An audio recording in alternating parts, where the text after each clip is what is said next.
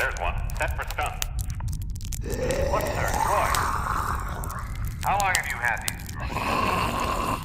Let me see your identification. Lo peor eran las noches. Incluso antes de la muerte de su padre, Trigg Longo sentía pavor a las largas horas de aislamiento, a las sombras, a los sonidos y a la inestabilidad crónica del mar de silencio que se interponía entre ellos. Noche tras noche yacía inmóvil en su litera y contemplaba el techo de duracero empapado de la celda, buscando el sueño o algún sustitutivo aceptable. A veces conseguía quedarse dormido, dejándose llevar por aquella placentera sensación de ingravidez, hasta que despertaba de golpe, con el corazón acelerado, la garganta tensa y los músculos del estómago encogidos, a causa del grito o el lamento de algún preso que tenía pesadillas. Si algo no faltaba en la barcaza prisión imperial Purga, eran pesadillas. Trigg no sabía exactamente cuántos presos había en la purga. Calculaba que eran unos 500, entre humanos y seres de otras razas, y todos habían sido arrancados de los rincones más remotos de la galaxia, como le había ocurrido a él y a su familia 8 semanas estándar antes. A veces, las lanzaderas llegaban casi vacías. Otras veces volvían llenas de formas de vida alienígena beligrantes y de presuntos simpatizantes de los rebeldes de los pueblos más variados. Había asesinos a sueldo y psicópatas que Trigg no había visto jamás, seres de labios finos que reían estrepitosamente y se burlaban de los demás en extrañas lenguas que, a oídos de Trigg, no eran más que golpecitos y silbidos. Todos ellos parecían albergar oscuros deseos y rencores personales, historias sembradas de secretos vergonzosos y oscuras venganzas. Mantener la distancia resultaba cada vez más difícil. Pronto necesitaría ojos en la nuca, cosa que algunos ya poseían.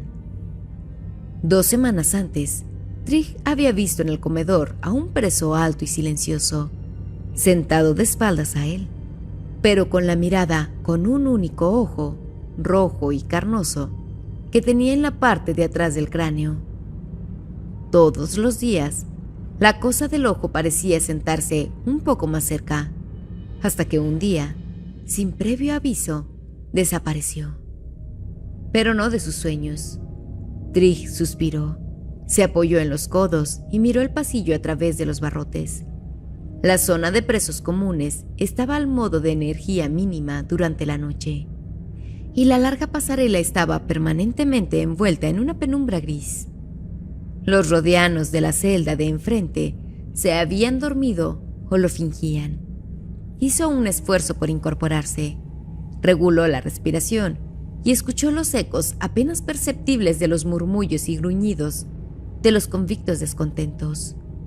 De vez en cuando, un droide ratón o una unidad de mantenimiento de bajo nivel, una de los cientos que había en la burcaza, pasaba por la zona para llevar a cabo una tarea preprogramada u otra. Y por supuesto, bajo todos aquellos sonidos, se oían tímida pero claramente las vibraciones de las turbinas de la barcaza rechinando constantemente por el espacio.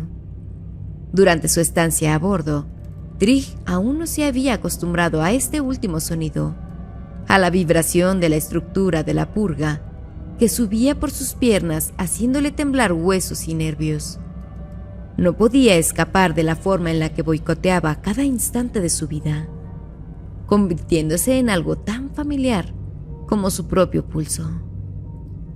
Trigg recordó el momento en que había estado sentado en la enfermería 2 semanas antes, viendo cómo su padre consumía su último aliento, y el silencio posterior, cuando los droides médicos desconectaron los biomotores del maltrecho cuerpo de aquel hombre viejo y se prepararon para deshacerse de él. Cuando se apagó el último monitor, oyó el rumor lejano y constante de los motores que le recordó una vez más, de forma innecesaria, dónde se encontraba y a dónde iba. Recordó que aquel sonido le había hecho sentirse perdido, pequeño e irremediablemente triste, como si toda una especie de gravedad artificial afectase directamente su corazón.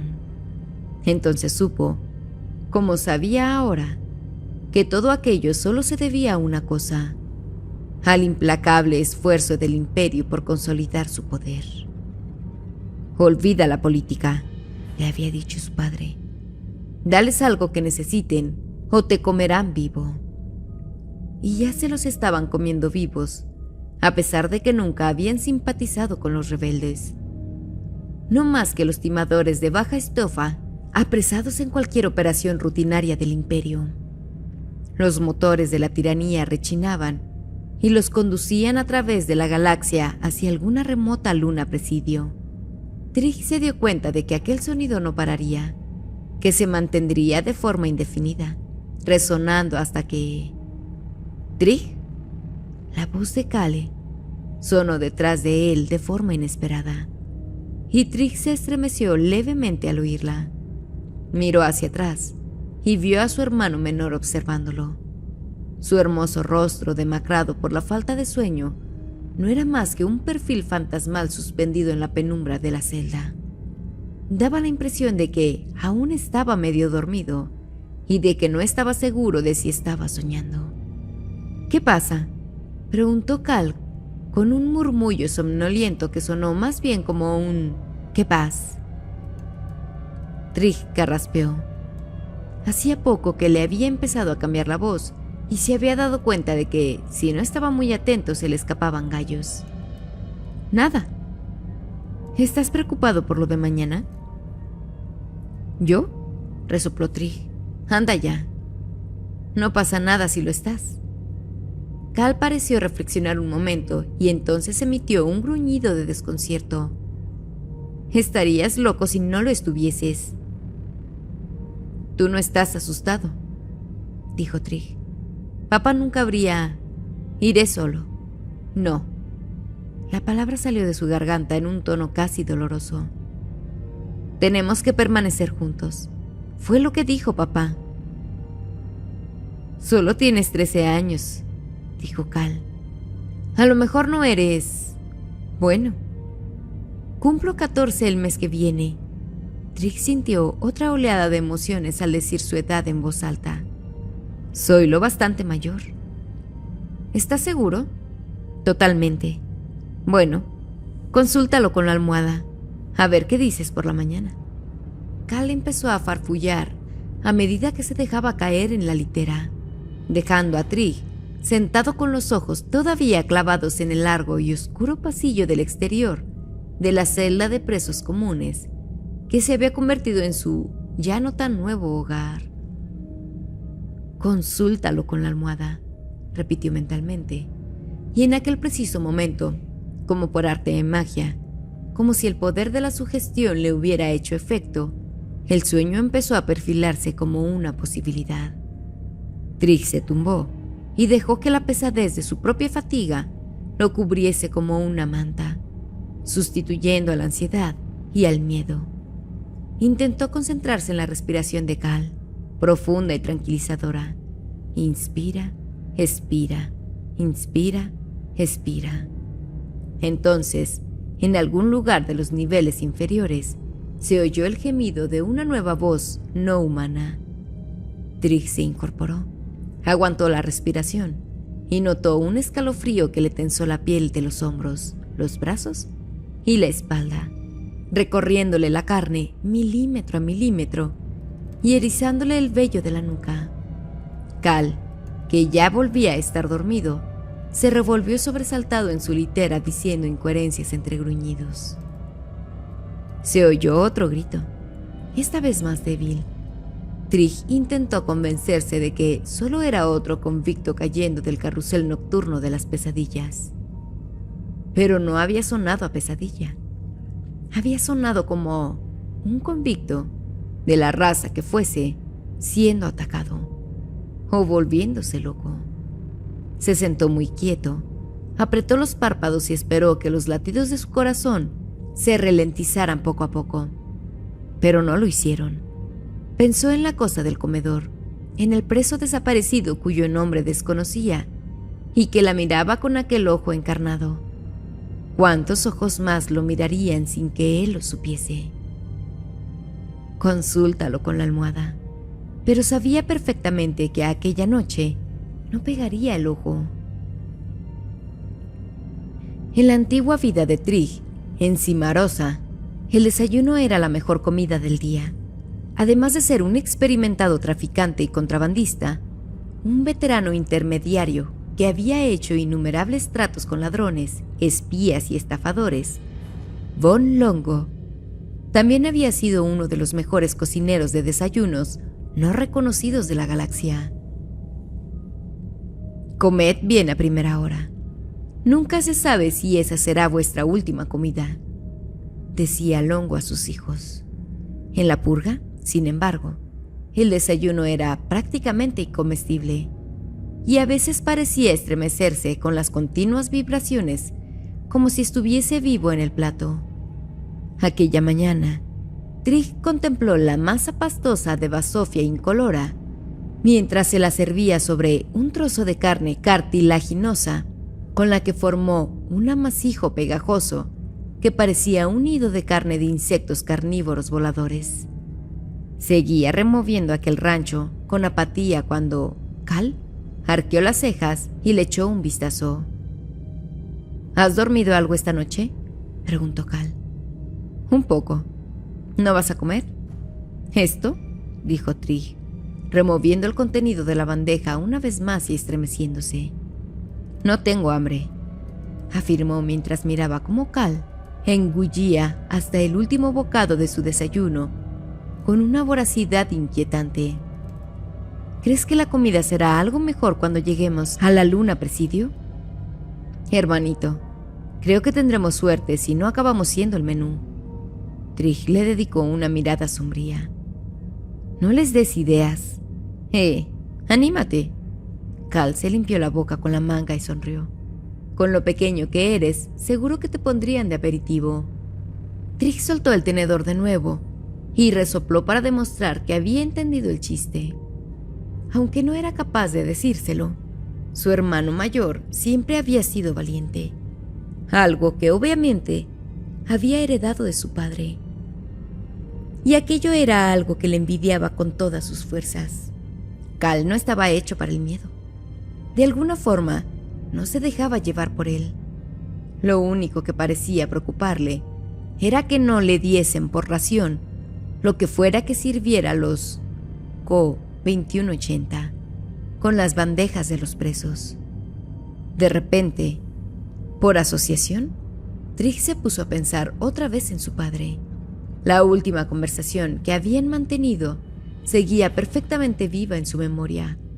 Justo antes de morir en la enfermería, el viejo había estirado los brazos para estrechar la mano de Trigg entre las suyas, al tiempo que susurraba: «Cuida, hermano». Aquello cogió a Trigg tan desprevenido que simplemente sintió y balbuceó que lo haría. Claro que lo haría. Pero poco a poco se dio cuenta de que en sus últimos momentos su padre no debía de tener muy claro con cuál de sus hijos estaba hablando. No había razón para pedirle a Trigg que cuidase de Cal. Sería como asignarle la custodia en Wampa a un monolagarto cowakiano. Pero, ¿qué te pasa?, preguntó Cal desde el otro lado de la mesa. Estoy bien. Vamos, escúpelo. Trigg apartó la bandeja.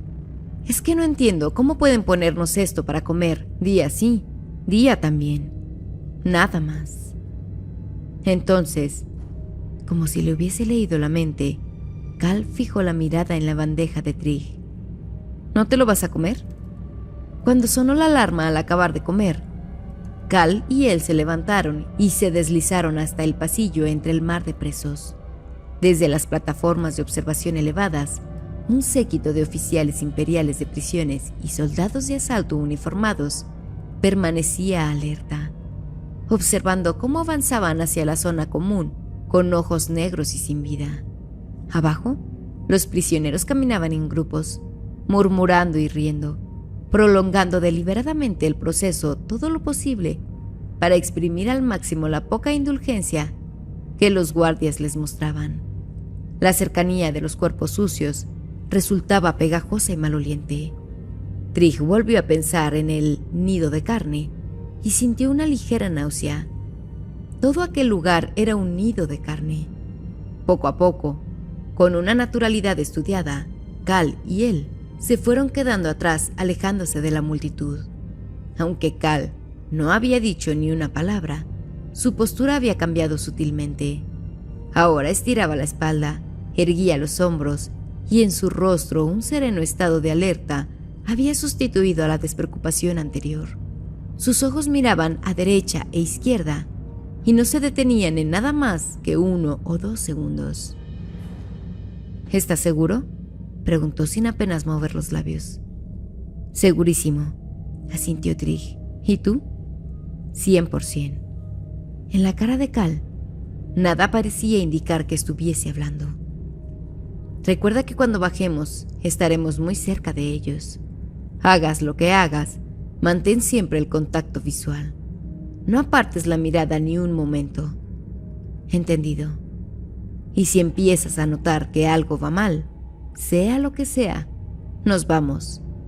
Cal miró a su hermano a la cara, quizá porque percibió su aprensión. No creo que Sixtus intente nada, pero no pondría la mano al fuego por Miss. Papá nunca se fió de él.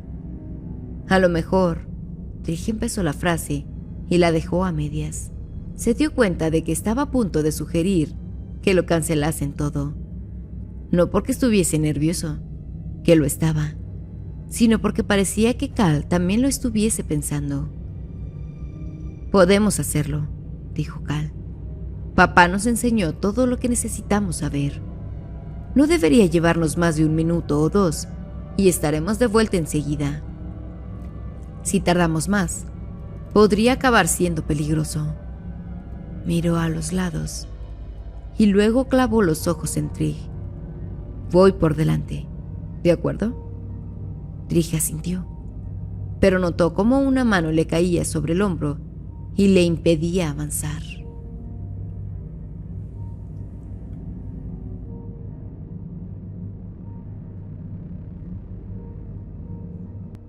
Gracias a los miembros del canal que hacen que este proyecto sea posible. Si aún no te unes, ¿qué esperas? Pero si no está en tus posibilidades, comenta un gracias y deja tu like para que nuestro contenido pueda llegar a más personas.